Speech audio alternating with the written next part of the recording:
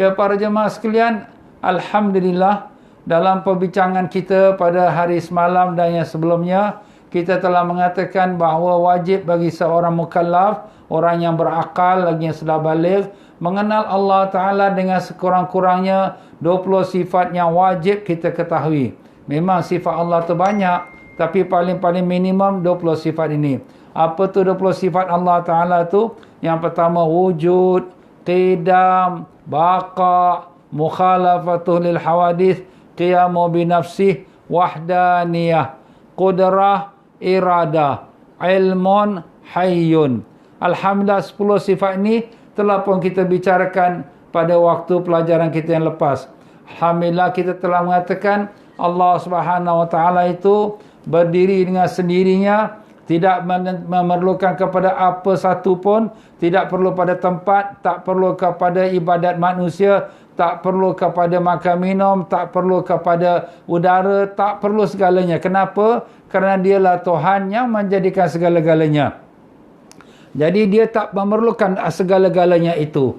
Jadi Allah Subhanahu Wa Taala di antara sifatnya lagi yang ke-11 ialah sama, iaitu mendengar, dan basar, iaitu kita katakan melihat, ya. Itulah sifat Allah Taala.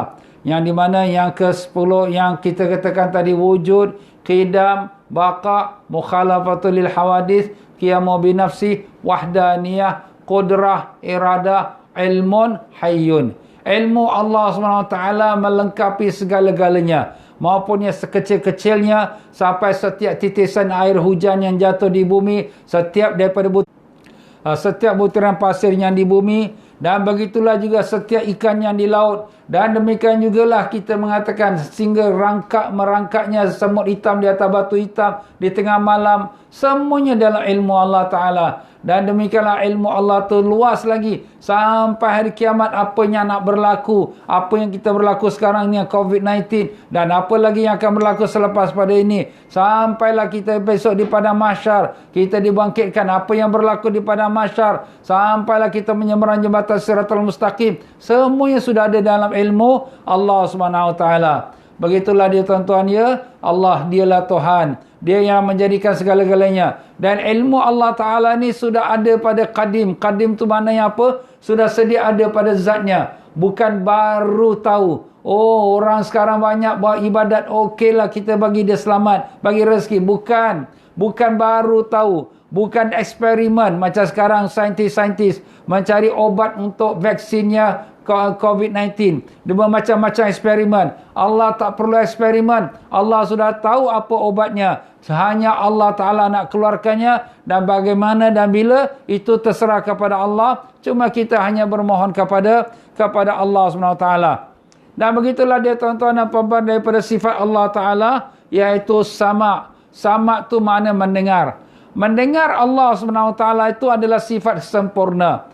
Maha suci Allah daripada bersifat tuli, tidak mendengar. Dan itu adalah mustahil bagi Allah Ta'ala. Jadi wajib bagi kita orang beriman mengetahui Allah Ta'ala dan percaya Allah Ta'ala itu mendengar. Mendengar Allah dengan tanpa ada batasannya. Mendengar Allah dengan tanpa memerlukan alat. Dan mendengar Allah Ta'ala tidak terhad dengan sesuatu jarak ataupun distance.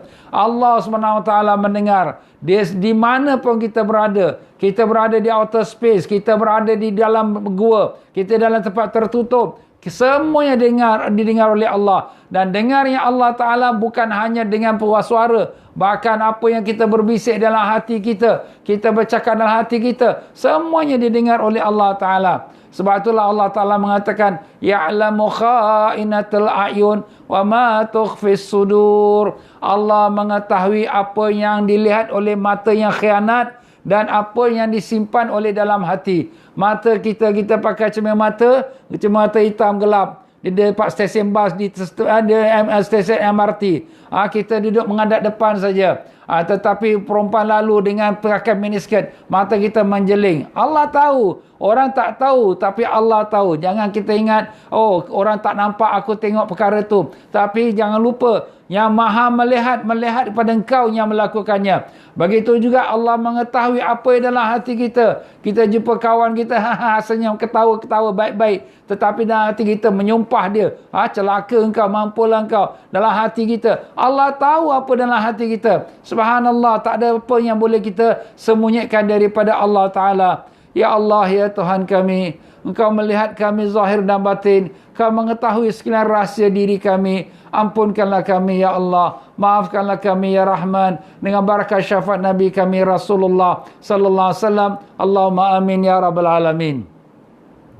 Maka begitulah dia tuan-tuan dan puan-puan. Allah Ta'ala bersifat sama, iaitu mendengar. Dan demikianlah bila Allah mendengar tu, dia bukan mendengar dengan ada batas. Oh, dalam kawasan bilik ni boleh dengar. Oh, kalau belakang tembok tak dengar. Tak ada. Oh, dalam negeri ini boleh dengar. Kalau kat luar tak boleh dengar. Tak. Mendengarnya Allah Ta'ala tidak ada batasannya. Memang kita tu dekat ataupun kita jauh, kita dalam tempat tertutup atau terbuka, di waktu siang atau malam, semuanya Allah mendengar. Dan Allah mengetahui sekalian apa yang mereka ucapkan. Apa yang diucapkan oleh ikan dalam laut. Apa yang diucapkan oleh ombak yang bergulung. Apa yang diucapkan oleh burung-burung yang berkicauan. Apa yang diucapkan oleh haiwan-haiwan yang menggaum. Semuanya dalam ilmu Allah. Dan semuanya Allah mendengar. Dan semuanya Allah mengetahui apa ucapan mereka. Sebab itulah Allah Ta'ala mengatakan, Subhalillahi ma fis samawati wa ma fil ard. Telah bertasbih kepada Allah segenap sesuatu yang di antara langit dengan bumi. Tetapi walakinnakum la tafqahun. Tapi kamu yang tak faham. Benar seorang wali Allah yang bernama Syekh Abdul Wahab Asy-Sya'rani rahimahullah ta'ala. Di mana beliau di antara karamahnya Allah Ta'ala berikan, dia boleh mengetahui apakah yang dicakap oleh ombak yang sedang bergulung di pantai. Apa dia cakap? Itu tasbih-tasbih sekian-sekian. Dan dia boleh mengetahui apakah yang dibicarakan oleh ikan tu dalam perut laut. Apa yang dibicarakan? Bertasbih-tasbih kepada Allah. Sebegitu pula dia mendengarkan burung-burung berkicauan. Dia boleh faham pula apa yang dia ucapkan. Itulah tasbih. Subhanallah. Semua makhluk Allah bertasbih. Maupunnya ombak, maupunnya ikan, maupunnya burung, maupun segala-galanya batu, kayu, semua bertasbih. Kita manusia yang Allah beri akal, nak cukup dengan panca indera, tapi kita lupa nak tasbih pada Allah. Maaf kata, lepas Assalamualaikum, kita tasbih subhanallah, subhanallah. Malaikat dengar, ini subhanallah ke sebelah ke? Astagfirullah. Tengok tu kelang kabut. Kita ni lokek. Kalau nak berbual dengan mata air, boleh 1 jam. Maaf tuan-tuan ya. Tapi kalau nak menyebut nama Allah, nak cepat-cepat. Subhanallah. Kemudian kita tengok apa kau baca? Subhanallah ke sebelah. Nampak tuan-tuan? Maaf tuan-tuan ya. Kita tenang-tenang. Kita beribadat pada Allah. Perlu dengan kita khusyukkan hati kita pada Allah. Khusyukkan fikiran kita, jiwa kita, rohani kita. Subhanallah. Kalau lambat-lambat sangat, nanti makmum marah pula. Tapi kita tenang-tenang. Subhanallah. Alhamdulillah. Ini amalan yang telah diwariskan Nabi kita Rasulullah SAW. Pernah satu masa datang satu kumpulan orang-orang muhajirin, orang-orang fakir miskin yang duduk di kota Madinah. Mereka mengadu pada Nabi, ya Rasulullah, orang-orang kaya mereka puasa, kami pun puasa. Mereka berzikir, kami berzikir. Tetapi mereka bersedekah, kami tak mampu bersedekah. Kenapa? Sebab kami miskin. Jadi Nabi SAW mengajar mereka, nak tak aku ajarkan ke satu ibadat, satu amalan yang kalau kamu lakukan lebih baik daripada mereka yang bersedekah dan beramal dan berjihad fisabilillah. Maka para sahabat yang miskin ini berkata, ya Rasulullah, ajarkan kami apa dia? Nabi SAW pesan, setiap lepas sembahyang fardu, jangan kamu tinggalkan membaca Subhanallah 33 kali. Alhamdulillah 33 kali. Allahu Akbar 33 kali. Dan ditutup dengan Allahu Akbar kabira walhamdulillah katsira wa subhanallah bukrata wasila. Itu lebih baik daripada mereka bersedekah hatta sampai mereka berjihad fi sabilillah. Maka orang-orang miskin ni pun sukalah, happy lah. Mereka pun amalkan. Lepas sembahyang, tiap-tiap lepas sembahyang fardu, tasbih subhanallah 33, alhamdulillah 33, Allahu akbar 33, dan sambung dengan Allahu akbar kabirah seterusnya. Jangan tinggalkan tuan-tuan. Melainkan kalau darurat, kita dalam keadaan terpaksa nak keluar pergi bekerja atau sebagainya, tak apa. Tapi kalau di rumah, di masjid, ada masa, bukan nak sampai 1 jam, 10 minit pun tak ada, 5 minit pun tak ada. Subhanallah, subhanallah, subhanallah, subhanallah, subhanallah. Mungkin setengah minit dah paling lama. Begitulah dia tuan-tuan dan puan-puan. Jadi begitulah, apabila tak berapa lama, orang miskin ini datang lagi jumpa Nabi, ya Rasulullah, kita punya rahsia sudah diketahui oleh orang-orang kaya. Orang kaya pun berzikir juga. Orang zaman dulu tuan-tuan, mereka jealous. Jealous apa? Bukan jealous tengok orang tu rumah besar, duit banyak, tidak. Jealous tengok orang tu beramal. Tengok, dia orang ni beramal lah, ada zikir pula. Kenapa ni orang zikir? Kita pun buatlah. Jadi orang kaya pun dah buat zikir tu. Kemudian Nabi kata, zalika fadlullah yu'tihi may yasha wallahu dzul fadlil azim. Itulah kurniaan Allah yang Allah beri pada siapa yang Allah kehendaki, dan Allah mempunyai kurniaan yang luas. Apa nak buat, itu bahagian masing-masing lah. Jadi begitulah dia tuan-tuan dan puan-puan rahimakumullah. Allah Ta'ala mendengar dengan tanpa memerlukan alat. Alat itu maknanya macam kita sekarang. Kita mendengar, kita perlukan telinga. Telinga kita sakit, telinga kita tak dengar. Sound system dah rosak lah. Nampak? Itu kita tuan-tuan. Maha suci Allah. Allah mendengar bukan dengan telinga. Habis Ustaz, macam mana Allah boleh dengar? Itu urusan Allah Ta'ala. Kita tak mampu nak mengenal kebesaran kita kata zat Allah. Sedangkan diri kita sendiri pun kita masih lagi banyak yang kita tak kenal. Ya, begitulah dia tuan-tuan dan puan-puan ya. Mendengar Allah bukan dengan telinga, dan dengarnya Allah Ta'ala tidak ada had batas. Di mana-mana pun kita berada, dengan suara halus hatta dalam hati kita, semua didengar oleh Allah. Demikianlah sifat Allah. Sifat Allah yang ke-11-nya, iaitu yang ke-12-nya, iaitu basar. Basar tu apa? Melihat. Melihat Allah Ta'ala meratai segala sesuatu. Tidak ada yang tersembunyi pun di sisi Allah. Hatta dalam malam yang gelap, merangkak semut yang di atas batu hitam yang gelap, semuanya dilihat oleh Allah. Allah melihat setiap sesuatu yang keluar masuk. Nafas kita keluar masuk dilihat oleh Allah. Begitu juga ikan dalam laut dilihat oleh Allah. Dan demikian jugalah sekalian apa yang berlaku di atas muka bumi dilihat oleh Allah. Apa yang kita sembunyikan dalam hati kita dilihat oleh Allah Ta'ala. Tak ada satu pun yang tersembunyi. Kita nampak orang membuat sesuatu, dia tu baik. Kalau kita nampak dia sembahyang, kita nampak zahir. Tapi Allah lihat sampai kepada batinnya. Itulah sabda Nabi sallallahu alaihi wasallam, innallaha la yanzuru ila suwarikum wa amwalikum, walakinnallaha yanzuru ila qulubikum wa amalikum. Allah tak melihat pada rupa kamu ataupun pada harta kamu, tetapi Allah melihat kepada hati kamu dan amalan kamu. Depan manusia kita boleh buat baik-baiklah. Saya sembahyang, saya puasa, saya sedekah. Wah, baguslah, orang kata kau ni baguslah. Tapi hati kita, Allah saja tahu. Sebab itulah hati ni kita nak kena jaga tuan-tuan. Penyakit hati ni lebih dahsyat daripada penyakit zahir. Penyakit zahir kita boleh cari obat, kita pergi jumpa doktor, pergi hospital. Tapi penyakit batin ni, penyakit hati ni, riak, ujub, megah, ibadat kita semua dicampak balik ke muka kita. Na'udzubillah min zalik. Allahumma ya Allah ya Tuhan kami, sembuhkanlah penyakit-penyakit hati kami ya Allah. Buangkanlah dari hati kami sifat riak, ujub dan sum'ah, sombong dan takbur, hasad dan dengki, tamak dan haloba, dan semua penyakit-penyakit hati daripada nafsul ammarah, lawamah dan mulhamah. Masukkanlah dalam hati kami sifat ikhlas ya Allah, sifat reda, syukur dan sabar, sifat tawaduk, sifat cinta padamu dan cinta pada Rasulmu, dan cinta pada amal-amal yang mendekatkan kami cinta padamu ya Allah. Masukkanlah hati kami nafsul mutmainnah, radiyah, mardiyah dan kamilah, dengan berkat syafaat Nabi kami Rasulullah SAW. Allahumma amin ya Rabbal Alamin.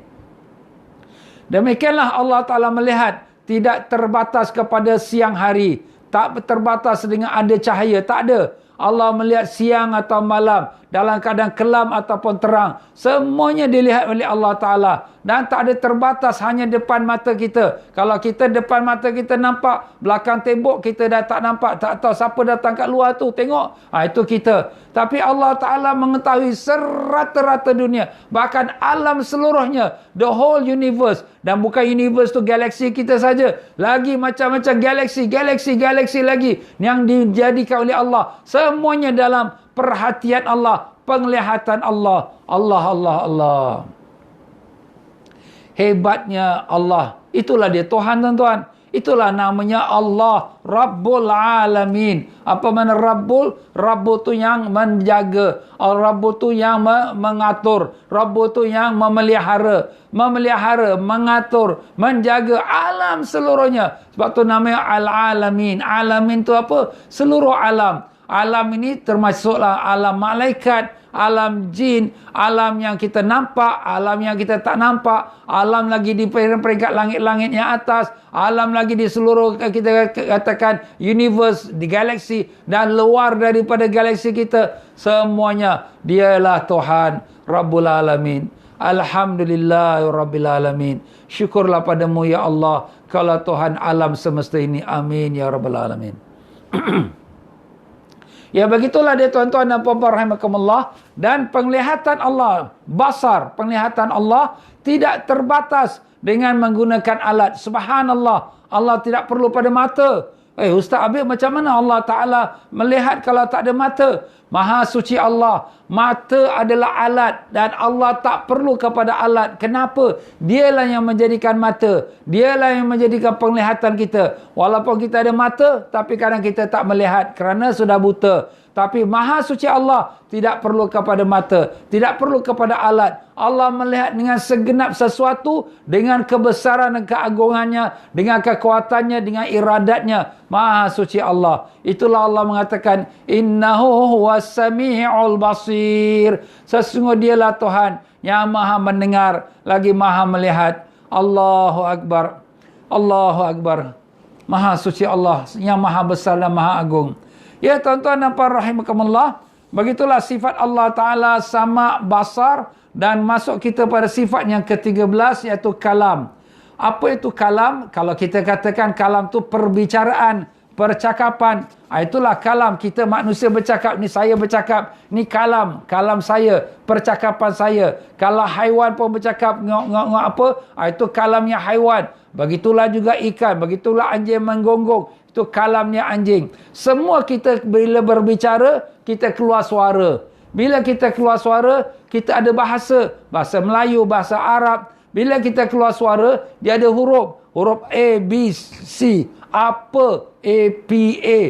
Buat, B, U, A. Semua ada huruf. Yang huruf Arab, Aina anta, Hamzah, Ya, Nun. Hamzah, Nun, Ta, anta. Itulah dia bahasa kita. Itulah kalam kita. Jadi kalau kita dah sebutkan dalam pelajaran kita, sifat Allah yang keempat, mukhalafatuhu li hawadis, Allah menyalahi sekalian yang baru. Baru tu apa? Makhluk kita, manusia, jin, semuanya. Jadi Allah menyalahi, Allah tidak serupa kita. Sama sekali, totally 100%, 1000%. Allah tak sama seperti kita. Dan kita pun tak sama seperti Allah. Habis kalau kita melihat dengan mata, Allah tidak melihat dengan mata. Allah melihat dengan kudratnya, dengan kekuasaannya. Habis kalau sekiranya kita mendengar dengan telinga, Allah tak perlu pada telinga. Kerana Allah Ta'ala dialah yang menjadikan telinga. Dan dia mendengar segenap sesuatu tanpa memerlukan pada alat. Demikianlah juga suara ataupun kita katakan kalam. Kalam Allah Ta'ala, perbicaraan Allah Ta'ala tak ada serupa dengan makhluk. Dia bukan dengan suara yang kita boleh dengar. Dia bukan dengan ada huruf. Dia bukan dengan ada kita katakan bahasa. Habis Ustaz, macam mana Allah Ta'ala menyampaikan wahyu kepada rasul-rasulnya? Begitulah dia para jemaah sekalian. Kalam Allah ini khusus. Di mana Allah Ta'ala berbicara yang di mana tidak sama sekali seperti kita makhluk. Tapi dia diberikan oleh Allah Ta'ala fahaman dalam hatinya para Nabi dan Rasul bila mendapat wahyu. Jadi apabila para Nabi dan Rasul itu mendapat wahyu, maka rasul-rasul ataupun Nabi kita SAW memahami kalam Allah itu. Maka Nabi pun menginterpretkan apa yang dimaksudkan oleh wahyu Allah tu dalam bahasa Nabi itu. Jadi kalau Nabi kita Rasulullah SAW bahasa Arab, kalau Nabi Isa dalam bahasa Ibrani, kalau Nabi Musa dalam bahasa Bani Israel. Jadi semuanya mengikut pada bahasa kaumnya. Tetapi wahyu itu dicampakkan oleh Allah dalam hati para rasulnya dengan apa yang dikehendaki oleh Allah, dan para rasul itu diberikan kefahaman untuk nak menyampaikan kepada umatnya apa yang disampaikan oleh Allah kepada nabi-nabi itu. Maka dengan itulah Al-Quran, di mana Al-Quran ni kita mengatakan Al-Quran kalam Allah. Dia adalah merupakan interpretation ataupun penterjemahan daripada apa yang Allah Ta'ala telah wahyukan kepada Nabi. Maka Nabi SAW sebagai seorang Arab, seorang Rasul, seorang Arab, menyampaikan wahyu Allah, maka itulah dia Al-Quran. Jadi kita tak boleh nafikan Al-Quran kalam Allah, kerana apa yang disampaikan oleh Nabi itu adalah kalam Allah. Kalam Allah, walaupun yang kita baca Alif Lam Mim. Ini Al-Quran ni kalam Allah, betul kalam Allah. Tapi apakah ini bicaraan Allah dalam arti kata Allah berwahyu demikian? Kita mengatakan wahyu Allah Ta'ala, kalam Allah Ta'ala, dia adalah sama sekali tak serupa dengan kalam makhluk. Dia tidak berhuruf, tidak bersuara dan tidak berbahasa, tapi dia mempunyai kekhususan yang hanya diketahui oleh Allah, yang Allah campakkan kepada para nabinya, dan nabinya menyampaikan mengikut kadar umatnya yang berbahasa apa. Jadi bahasa Arab, Arablah yang disampaikan, dan dengan itulah kita menerima ialah kalam Allah. Oh Ustaz, kalau macam tu Al-Quran ini kita boleh campak-campak saja. Maha suci Allah Al-Quran. Walaupun dia itu kita katakan dia apa yang telah disampaikan Rasul, dia adalah merupakan kalam Allah yang wajib diberi penghormatan. Ibarat kata kalau sekiranya kita pergi ke pejabat-pejabat kerajaan atau pemerintah, kita nampak potret presiden, gambar presiden. Gambar presiden tu apakah tu presiden? Jawapan tu bukan presiden, tu gambar kertas saja, foto saja. Apakah boleh kita pijak dia? Oh no. Sebab itu satu penghormatan. Walaupun tu kertas, tetapi dia tetap satu penghormatan kerana dia terletak gambarnya presiden. Begitulah dia tuan-tuan dan puan-puan. Walaupun Al-Quran ini kita mengatakan dia apa yang telah disampaikan Rasul daripada kalam Allah yang azali, yang sebenarnya, tetapi dia tetap menggambarkan kalam Allah yang Allah campakkan ke dalam hati nabinya dan disampaikan Nabi kepada kita. Maka kita wajib menghormatinya. Walaupun kita katakan ini hanya disampaikan Nabi, tapi wajib kerana dia melambangkan daripada Al-Quran ataupun kalam Allah yang sebenarnya yang ada di sisi Allah Ta'ala.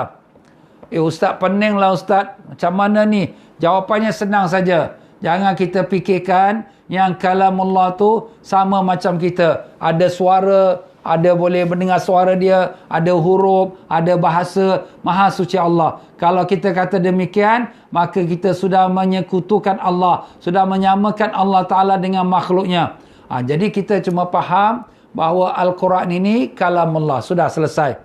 Tetapi bagaimana kalam Allah yang sebenarnya, yang qadim, yang pada azali, yang di sisi Allah Ta'ala? Jawapannya sama sekali tidak sama seperti kita. Macam kita bercakap sekarang, ini kalam kita, ini ada suara, ada huruf, ada bahasa. Tapi kalam Allah tersendiri khusus, hanya yang mengetahuinya Allah SWT, yang Allah campakkan ke dalam hati para nabi, dan nabi-nabi itu diberikan pengetahuan untuk menerjemahkan atau untuk menyampaikan kalam Allah itu seperti mana yang dikehendaki oleh Allah Ta'ala. Jadi itulah dia tuan-tuan dan puan-puan. Banyaklah huraian alim-alim ulama' dalam perkara kalam ni. Tapi kalau kita nak huraikan satu persatu daripada huraian alim-alim ulama' itu, mungkin kita pun takkan memahaminya, kerana banyak dia punya, kita katakan, selok-beloknya dan juga kedalamannya. Jadi begitulah dia tuan-tuan dan puan-puan rahimakumullah. kita telah mengatakan Allah Ta'ala tu ada sifat kalam, berbicara. Kenapa? Kerana kalau sekiranya Allah Ta'ala tidak berbicara, maka itu adalah satu sifat yang lemah. Sifat mustahil bagi Allah sifat lemah, iaitu sifat bisu. Na'udzubillah min zalik. Jadi itulah dia tuan-tuan dan puan-puan, iaitu kita telah menyebutkan daripada sifat Allah yang ke-13, iaitu yang ke-12 dan yang ke-13, iaitu kalam. Iaitu kalam yang berbicara. Jadi kalau kita menghuraikan daripada segi satu persatu, Allah wujud. Wujud itu adalah sifat zat Allah Ta'ala. Dinamakan sifat zatiyah atau sifat nafsiyah.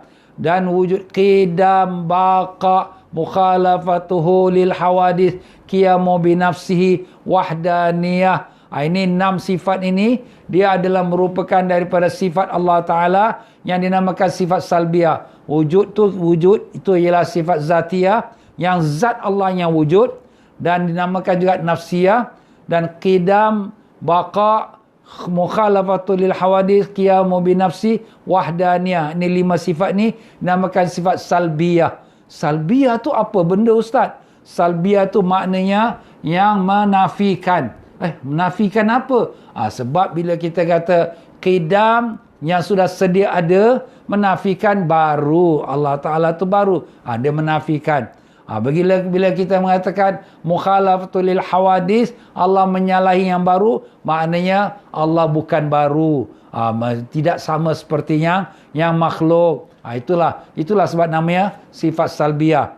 Dan seterusnya daripada sifat qudrah, iradah, ilmun, hayyun, sama', basar, kalam, ni 7 sifat ni namanya sifat ma'ani. Ma'ani, apa benda tu ma'ani? Ma'ani tu maknanya makna. Makna tu makna yang dipahami tetapi tak dapat dilihat atau dipegang. Ya. Jadi kalau kita kata qudrah, kuasa. Macam mana nak pegang kuasa? Tak ada. Ya. Bukan kita nampak tapi kita faham. Kuasa tu maknanya kekuatan, kehebatan, kemampuan.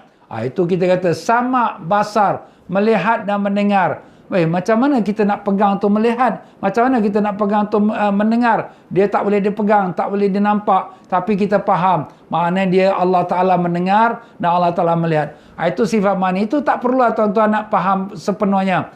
Kalau faham, Alhamdulillah. Tak faham pun tidak apa. Yang penting kita mengetahui jumlah bilangannya. Selepas daripada perkataan kalam, sifat Allah kalam, iaitulah yang Allah Ta'ala tu memiliki sifat kalam, maka masuklah kita pada sifat ma'nawiyah. Ma'nawiyah, apa pula tu? Maknanya yang menyandarkan sifat-sifat ma'nawi kepada Allah Ta'ala. Sifat ma'nawi itu qudrah, iradah, ilmun, hayyun, sama, basar, kalam. Ini 7 sifat ni adalah sifat maknawi. Maknawi yang telah kita sebutkan tadi, yang kita faham, tetapi tak boleh kita lihat dan tak dapat kita pegang. Dan sifat maknawiyah yang 7 lagi yang berikut adalah sama juga seperti sifat maknawi, tetapi dia sebagai menyandarkan kepada Allah Ta'ala dengan mengatakan kaunuhu qadiran.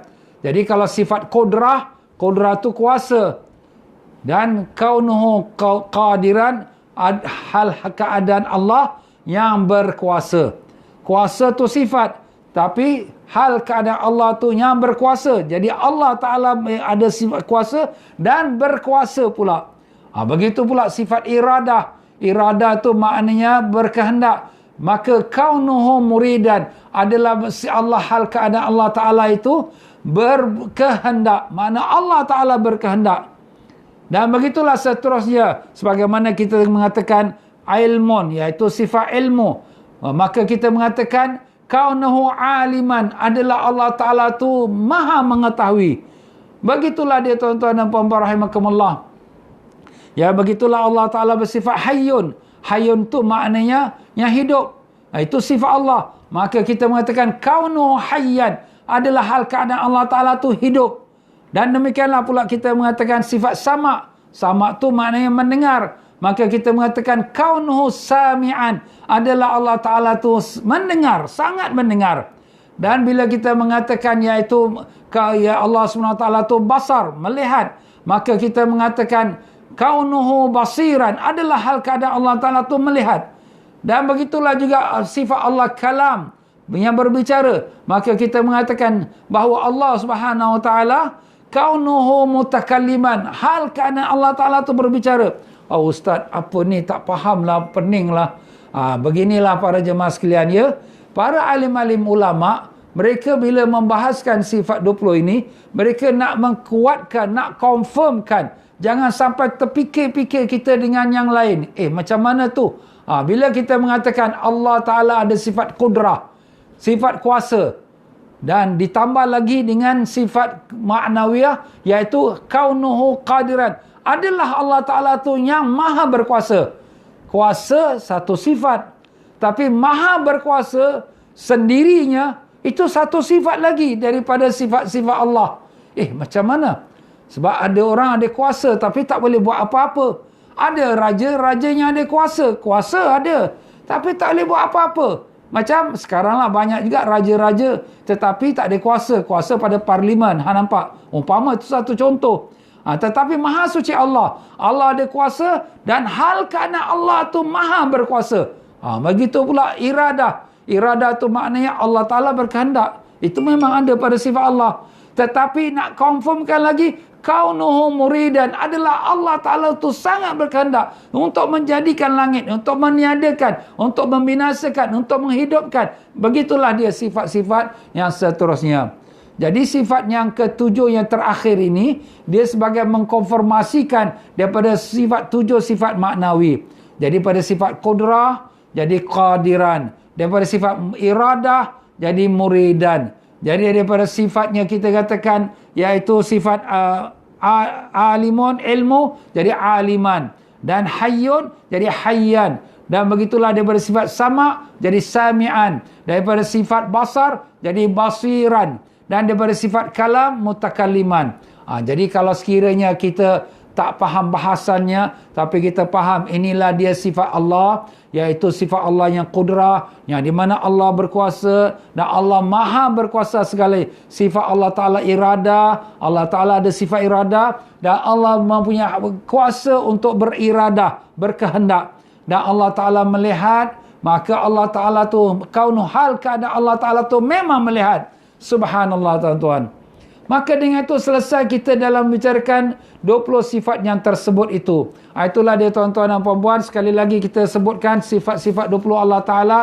Wujud, qidam, baqa, mukhalafatuhu lil hawadith, qiyamuhu binafsih, wahdaniyah, qudrah, iradah, ilmun, hayyun, sama', basar, kalam. Ini yang ke-13. Daripada 13 ini sampai ke bawah, dia repeat balik yang daripada yang kita katakan sifat kudrah yang ke-7 sampailah 7 sifat lagi tu, iaitu kaunuhu qadiran, kaunuhu muridan, kaunuhu aliman, kaunuhu hayyan, kaunuhu sami'an, kaunuhu basiran, kaunuhu mutakalliman. Oh Ustaz, macam tu ya? Ya, macam itulah dia. Jadi dengan itu kita tak ada ragu-ragu lagi. Allah Tuhan kita, dia sendirian, dia berdiri dengan sendirinya, dia tidak sama seperti makhluknya, dalam segenap segi dia tak sama, dan dia sudah sedia ada sebelum ada segala-galanya, dan dia kekal buat selama-lamanya, dan dia berdiri dengan sendirinya, tak perlu kepada tempat, tak perlu kepada bantuan sesiapa, kerana dialah Tuhan. Dan dialah yang berkuasa dan maha berkuasa. Dialah yang berkehendak dan dia maha berkehendak. Dan dialah yang berilmu dan dia maha berilmu, beralim. Dan dialah yang hidup, bahkan yang maha hidup. Dan dialah yang mendengar dan bahkan dia maha mendengar. Dialah melihat, bahkan dia maha melihat. Dan dialah yang berbicara kalam dan dia maha berbicara. Subhanallah tuan-tuan. Jadi kalau kita sudah faham itu sifat 20, itu yang wajib. Maka wajib pula kita mengetahui apakah 20 sifat yang mustahil bagi Allah. Ustaz, ada yang mustahil pula? Ya. Jadi kita mengatakan ada 20 sifat yang wajib kepada Allah dan ada pula 20 sifat yang mustahil bagi Allah. Apa pula yang mustahil ni? Yang mustahil ni yang berlawanan dengan yang wajib. Jadi kalau kita kata wujud tu ada. Mustahil Allah Ta'ala tiada. Qidam tu makna sudah sedia ada. Mustahil Allah Ta'ala tu baru. Baqa tu mana Allah Ta'ala tu kekal selamanya. Mustahil Allah Ta'ala tu akan binasa. Dan mukhalafatul lil hawadis, iaitu Allah menyalahi segenap sesuatu yang baru, maka mustahil Allah menyerupai sesuatu yang baru. Sebab tu kita kena tahu mustahil. Jadi kalau orang kata Allah ada tangan tapi tangan tak macam kita, mustahil. Kalau orang kata Allah ada ke atas langit, itu mustahil, kerana di atas langit menunjukkan Allah serupa dengan kita, duduk di atas, duduk di bawah. Allah mustahil berada di kerongkoni oleh sesuatu arah dan tempat. Dan begitulah mustahil. Dan sifat Allah wahdaniyah. Wahdaniyah tu maknanya sendirian dia, wahdah, esa. Mustahil Allah tu ada partner, ada syarik, ada teman, ada anak, mustahil. Begitulah dia tuan-tuan dan puan-puan, kita mengatakan sifat Allah Subhanahu Wa Taala tu qudrah. Qudrah tu maknanya berkuasa. Mustahil Allah Taala itu lemah. Bila kita mengatakan Allah Subhanahu Wa Taala tu iradah, berkehendak, mustahil Allah Taala tu tak ada kehendak apa-apa. Kalau tak ada kehendak apa-apa, siapa yang jadikan langit? Bukankah itu kehendak Allah? Siapakah jadikan makhluk kita? Makhluk yang ada depan kita semua. Bukankah itu kehendak Allah? Begitulah dia tuan-tuan. Dan bila kita mengatakan Allah Ta'ala tu ilmun, iaitu mengetahui, maha mengetahui, maka mustahil Allah Ta'ala itu tidak tahu. Allah Ta'ala tak tahu yang kita ni nak buat perkara ini. Allah Ta'ala tak tahu yang kita nak buat dosa. Allah Ta'ala tak tahu kita nak buat ibadat. Mustahil, kerana perkataan tidak tahu itu jahil. Jahil itu sifat lemah. Sifat lemah bukan sifat Allah. Maha suci Allah daripada sifat lemah. Kita lah yang ada sifat lemah. Allah tidak ada sifat lemah kerana dia adalah Tuhan dan dia mempunyai sifat kamalat. Kamalat itu mana? Yang sempurna sesempurnanya. Dan demikianlah bila kita mengatakan Allah Ta'ala bersifat hayyun, hidup, bahkan yang maha hidup, mustahil Allah Ta'ala itu mati. Sudah tentulah kalau Tuhan mati, siapa nak mentadbir alam ni? Kita lihat, subhanallah tuan-tuan, kita manusia, kita mentadbirkan negara kita, kita siapkan dengan traffic light semua, lampu merah stop, lampu orange siap-siap stop, lampu hijau jalan. Itu pun ada aksiden juga. Tapi Allah Subhanahu Wa Ta'ala menjadikan cakrawala, yang menjadikan alam semesta dengan planet-planet yang ratusan jutaan planet, yang kecil, yang besar, yang lagi besar, yang lagi besar, galaksi yang lagi berjuta-juta galaksi, bahkan billion of galaxy. Tak ada yang berlanggar. Kalau berlanggar apa jadi? Kalau berlanggar kiamatlah. Kalaulah satu planet, na'udzubillah, jatuh ke bumi ni, apa sudah jadi? Hancur bumi ni, subhanallah. Gambarkan tuan-tuan dan puan-puan, dan itu memang akan berlaku pada yaumul qiyamah. Idza as-samaa'u fatarat wa idzal kawakibu intatharat. Apabila langit, idza as-samaa'u fatarat, bila langit runtuh, dan apabila bintang-bintang jatuh bertembung antara satu sama lain, hancurlah, habislah. Itu memang kiamat. Sebab tu kiamat ni Allah Ta'ala jadikan pada manusia yang paling jahat sekali. Orang beriman pun tak akan menghadapi kiamat. Dalam hadis Nabi sallallahu alaihi wasallam, sebelum kiamat itu akan Allah Taala keluarkan angin daripada bawah arasy. Angin ini akan terkena pada semua orang beriman. Orang beriman ambil nafas dia saja, terus meninggal. Meninggal, habis, tak ada lagi dah. Habis dah rata, dah tak ada lagi orang beriman, maka barulah berlaku yang kiamat. Allah lipatkan langit, langit bergulung, jatuh, dan kemudian sekalian bintang-bintang bertaburan di atas bumi ini, bertembung bumi dengan bulan, bumi dengan planet-planet lain, hancur lebur. Na'udzubillah min zalik. Itulah yaumul qiyamah. Bukan perkara yang mudah tuan-tuan.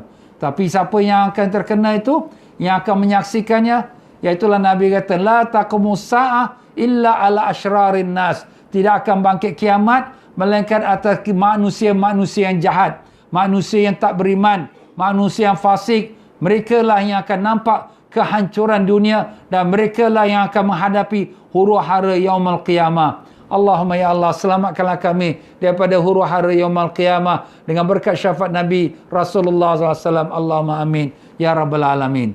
Jadi begitulah dia tuan-tuan dan puan-puan rahimakumullah. Sifat 20 ini 20 yang wajib dan lawannya 20 yang mustahil. 20 yang mustahil. Jadi 20 yang wajib, 20 yang mustahil. Apa yang kita sebut yang wajib, lawannya itulah yang mustahil. Dan demikian pula sifat Allah Ta'ala yang harus. Ada harus. Ya, ada satu sifat Allah yang harus. Apa tu harus tu? Harus bagi Allah, nak buat boleh, tak nak buat pun boleh. Itu harus bagi Allah. Nak buat, nak mengadakan sesuatu yang mungkin, yang boleh diadakan, Allah boleh lakukan.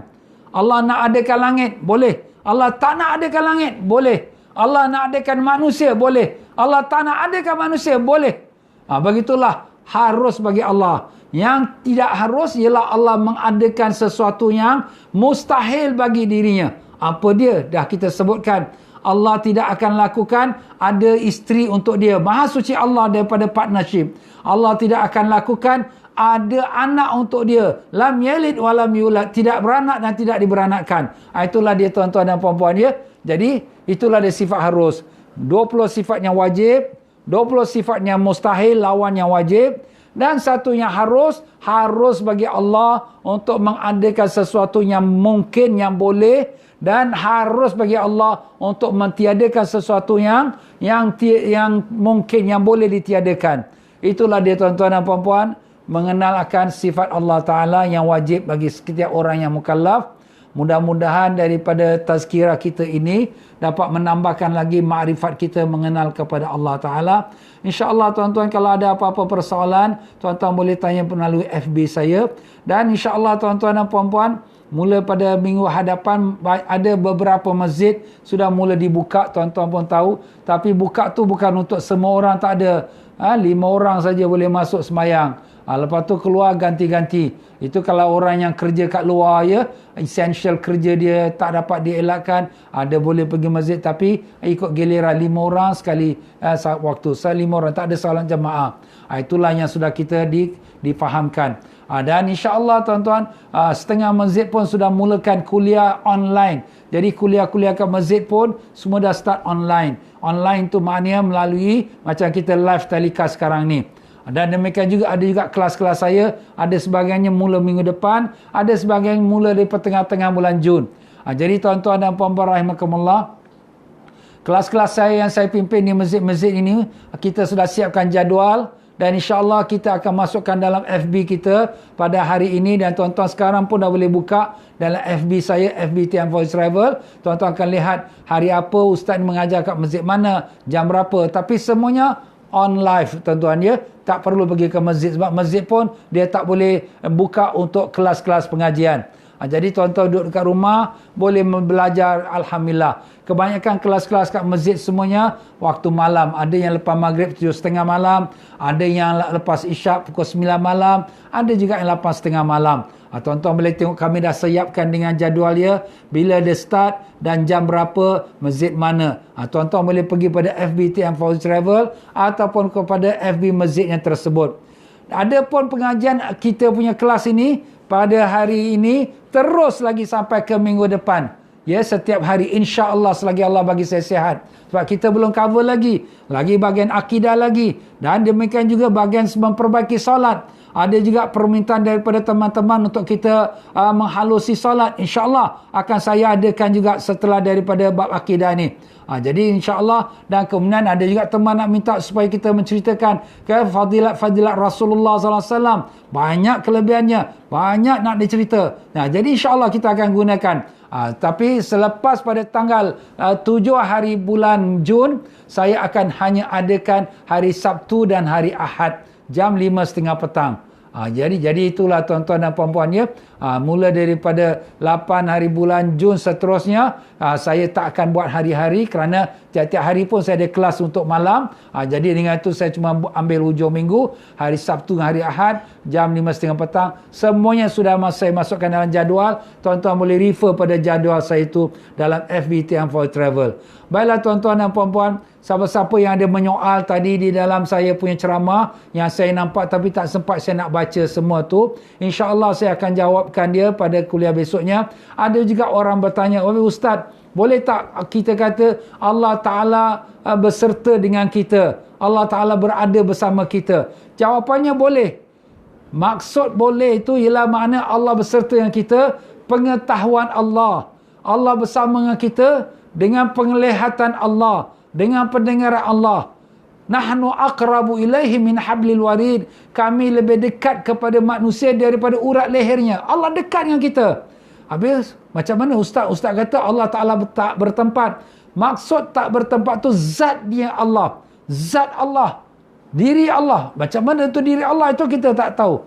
Tapi dia tak bertempat. Tapi pengetahuan Allah. Sekarang Allah tahu kita berada di sini. Allah tahu, tengok semua tuan-tuan sedang belajar. Allah Ta'ala tahu apa dalam hati tuan-tuan. Jadi Allah beserta dengan kita. Itu memang betul, tak salah. Wa huwa ma'akum aina ma kuntum. Allah beserta kamu di mana pun kamu berada. Sebab tu bila kita nak buat sesuatu, kita kata, Allah tengok aku ni. Allah Ta'ala tahu apa aku buat ni. Ni dosa ni haram, tak boleh. Itulah dia, itu orang beriman. Begitu kita sembahyang Allahu Akbar, kita merasakan Allah melihat aku ni. Aku di depan Allah Ta'ala. Kita rasa takut dan gerun menghadap pada Allah Ta'ala. Memang itu betul. Jadi tak ada salahnya kita mengatakan Allah beserta dengan kita, Allah bersama kita. Tak ada salah. Cuma yang kita sebut tadi, Allah Ta'ala tidak bertempat pada zatnya. Zat yang Allah macam mana? Itu bukan urusan kita. Tapi pastinya zat Allah menyalahi kita. Tidak seperti tubuh badan. Tidak ada seperti substan benda yang boleh dibelah dua. Tak ada. Macam mana? Itu nanti kita akan bertemu dengan Allah di yaumul qiyamah kelak, insya-Allah. Baiklah tuan-tuan dan puan-puan rahimakumullah. Jadi itulah saja untuk kita pada petang ini. InsyaAllah pengajian kita hari ini hari Sabtu. Kita akan teruskan lagi sampai Ahad, Senin, Selasa, Rabu, Khamis, Jumaat, Sabtu, Ahad. Sampailah 7 hari bulan Jun. Lepas tu kita stop dan kita hanya ambil iaitu hujung minggu sahaja. Hari Sabtu dan hari Ahad iaitu jam 5.30 petang. Baiklah, maaf saja saya pohonkan daripada kesilapan, kelemahan, kekurangan saya. Allahumma ya Allah ya Tuhan kami. Jadikanlah tazkirah Syawal ini ikhlas mencari keridaan-Mu. Bukan mencari nama, kedudukan, pangkat atau pujian. Jadikanlah dia sebagai kami menyampaikan amanah-Mu ya Allah. Maafkanlah kalau dalam penyampaian kami ada kelemahan dan kekurangan, yang tersilap, yang sengaja, yang tak sengaja. Ampunkanlah kami ya Allah, dan ampunkanlah sekalian mereka yang mengikuti pengajian ini, dan ampunkanlah ibu bapa kami, datuk nenek kami, guru-guru kami, dan sekalian kaum muslimin dan muslimat. Sampaikanlah hajat kami dan hajat mereka yang mengikuti program ini ya Allah, dan terimalah doa kami. Rabbana atina fid dunya hasanah wa fil akhirati hasanah wa qina adzabannar. Wa sallallahu ala sayyidina Muhammad wa ala alihi washabihi wasallam. Walhamdulillah rabbil alamin. Dengan itu saya mohon maaf. Saya akhiri dengan wabillahi taufiq wal hidayah. Wassalamualaikum warahmatullahi wabarakatuh.